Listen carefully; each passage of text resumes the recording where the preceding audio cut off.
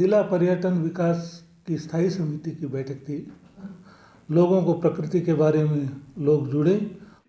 हनुमानगढ़ जिले के अंदर पर्यटन की संभावनाओं को तलाशने के लिए आज जिला टास्क फोर्स की बैठक भी हुई है, जिसके अंदर खास रूप से हनुमानगढ़ जिले के अंदर क्या क्या पर्यटन को लेकर किया जा सकता है उस पर विचार विमर्श किया गया है। वहीं दूसरी ओर पर्यटन विभाग की ओर से 2,83,00,000 की लागत से जिले के 9 प्रमुख पर्यटन स्थलों के विकास को लेकर भी आज विस्तृत जानकारी दी गई है।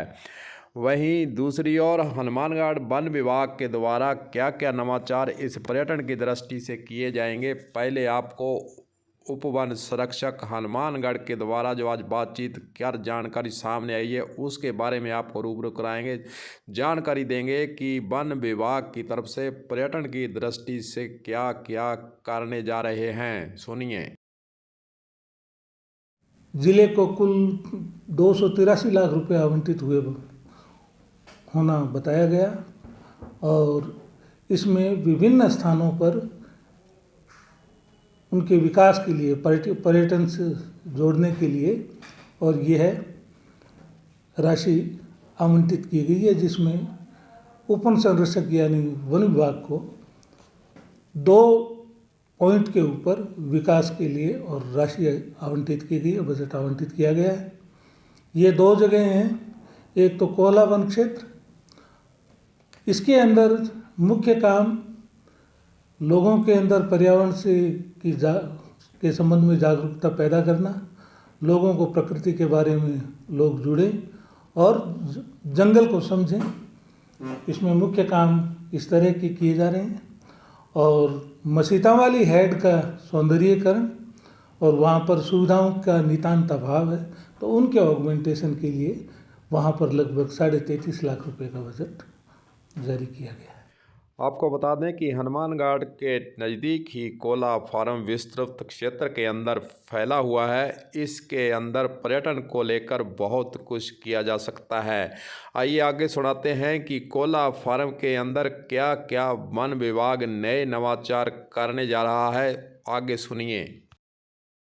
इसके अंदर मुख्य तो एक तो जैसे रास्ते हैं, रास्ते का ऑगमेंटेशन, रास्ते सही हों, थोड़ी दूरी तक जहाँ तक गाड़ियों के आवागमन से या स्कूटर से, मोटरसाइकिल से, इस तरह के रास्ते हों। और दूसरे कच्चे रास्ते, पगडंडियाँ ये हों। तीसरा, जो भी वहाँ पर व्यक्ति घूमने के लिए जाए, पर्यटन के लिए पर्यटक आए, उसको वहाँ पर सभी आधारभूत सुविधाएं, उसे पीने का पानी है, टॉयलेट्स हैं, या कोई एक्टिविटीज़ करनी है, जैसे इकोलॉजिकल इन्वायरमेंट से संबंधित कोई एक्टिविटी करनी है, उसके लिए उसको जगह मिल जाए, स्कोप हो जाए। एक कैंटीन का एरिया भी डेवलप करें जहाँ वो सेल्फ कुकिंग कर सके। वॉच टावर है। इसमें एक तो ये है, इसके साथ साथ कोला के अंदर 8 मोगों से पानी आता है कोला में, जो डेडिकेटेड फॉरेस्ट को मिलते हैं 8 मोगे। इनके हम इस पानी को सहेज कर उस पानी का और बुद्धिमत्तापूर्ण उपयोग कर जंगली जानवरों के लिए, पक्षियों के लिए साल भर पानी मिलता रहे, उपलब्धता बनी रहे, जल स्रोत इस तरह से विकसित करें, इस तरह से वाटर बॉडीज़ बनाएं और उनको आपस में हम जोड़ें कि साल भर उन्हें पानी मिलता रहे। और जो वानिकी के जो पौधारोपण का कार्य किया जाए, उन पौधों को भी पानी देने के लिए ग्रीष्म ऋतु में जब भी आवश्यकता हो तो हमारे पास स्टोरेज रहे, स्कोप रहे।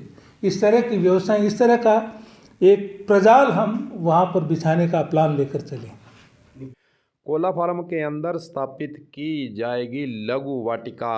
आइए, लघु वाटिका क्या है और इसके क्या क्या पर्यटन की दृष्टि से आकर्षण करने के केंद्र होंगे, सुनिए जरा वन विभाग के अधिकारी के द्वारा दी जा रही है जानकारी।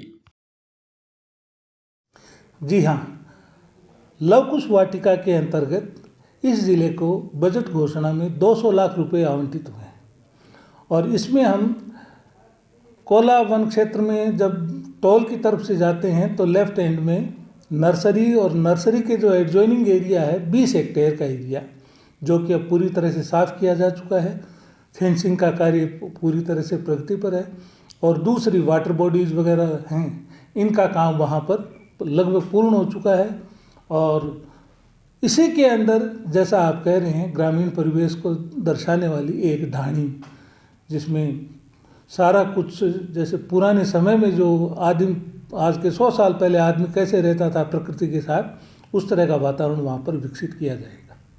चलते चलते आपको इस योजना की विशेषता क्या है उसके बारे में बता देते हैं। ग्रामीण क्षेत्रों में गेस्ट हाउस पंजीकृत किए जाएंगे, जिनमें 6 से 10 कमरे होंगे। ये कमरे पर्यटकों के ठहरने के लिए किराए पर उपलब्ध भी होंगे। गेस्ट हाउस में पर्यटकों के भोजन की व्यवस्था भी होगी। कृषि भूमि पर अनुमोदित पर्यटन इकाई न्यूनतम 2000 वर्ग मीटर और अधिकतम 2 हेक्टेयर पर स्थापित होगी। इसके 90% हिस्से में कृषि और बागवानी कार्य, ऊंट फार्म, घोड़ा फार्म, पक्षी और पशुधन, फसल बोने के लिए हस्तलिखित बगीचे और गतिविधियां पर्यटकों को ग्रामीण परिवेश में उपलब्ध भी करवाई जाएंगी। कृषि भूमि पर न्यूनतम 1000 वर्ग मीटर और अधिकतम 1 हेक्टेयर पर कैंपिंग साइट स्थापित हो सकेगी। इसके 10% हिस्से पर टेंट में अस्थायी आवास की व्यवस्था भी की जाएगी। वहीं दूसरी ओर 6 हिस्से में ऊंट फार्म, घोड़ा फार्म, पशुधन, बगीचे आदि गतिविधियां की जा सकेंगी। कृषि भूमि पर न्यूनतम 1000 वर्ग मीटर और अधिकतम 1 हेक्टेयर पर कैरावैन पार्क स्थापित भी हो सकेगा। जिले के अंदर अगर इस प्रकार की व्यवस्था कर दी जाती है तो देश विदेश से जो पर्यटक अन्य जिलों में जाते हैं वह कहीं ना कहीं हनुमानगढ़ जिले के अंदर भी आने शुरू हो जाएंगे, जिससे हनुमानगढ़ जिले के अंदर रोजगार के अवसर भी पैदा होंगे। कलम न्यूज के लिए गुरदेव सिंह सैनी की हनुमानगढ़ से खास रिपोर्ट।